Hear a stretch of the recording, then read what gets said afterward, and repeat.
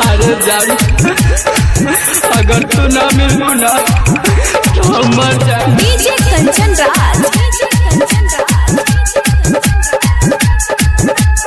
हाजीपुर वैशाली।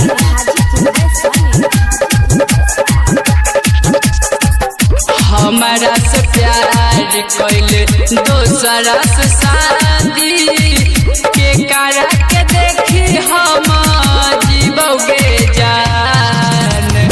हमारा से प्यार कैले दोसरा से शादी के करा के देखी हम जीवोगे जान। ससुरा जाए से पहले दिहे गिरानी हमारा के जहर पिलाई गे जान। जान के ससुरा जाए से पहले दिहे गिरानी हमारा के जहर पिलाई गे जान। क्या फर्क है तेरे और जवाने में, तुझे तरस ना आया मेरे दिल जवाने। डीजे कंचन राज हाजीपुर वैशाली।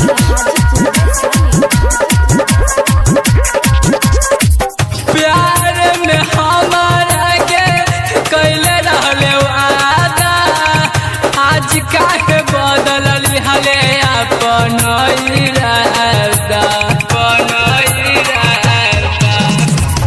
प्यार में हमारा के कैले रहले वादा आज काहे बदल हले अपन इरादा।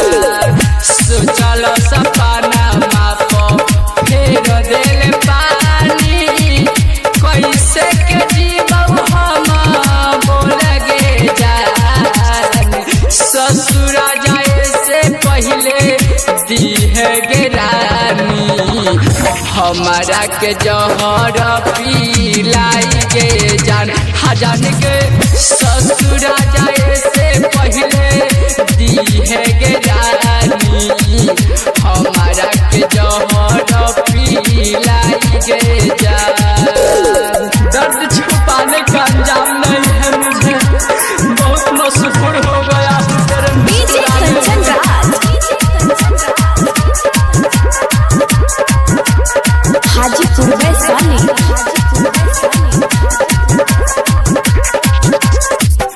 रवि विकास तोहसे करत रहल प्यार गे तब काहे भइले मन जाए के साथ गे।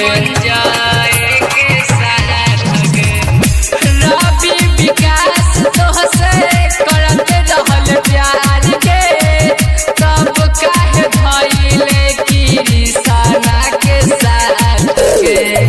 दिलीप दीवाना करतौ न माना जाहि त जोना सुबोधा के साथ। ससुरा जाए से पहले दिहे गिरानी हमारा के जहर पिलाई गे जान।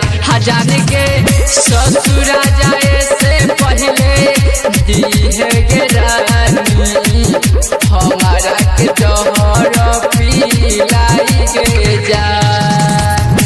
हमारा से प्यार कैले दोसरा से शादी के करा के देखी हम जीवोगे जान। ससुरा जाए से पहले दिहे गिरानी हमारा के जहर पिलाई गे जान। जान के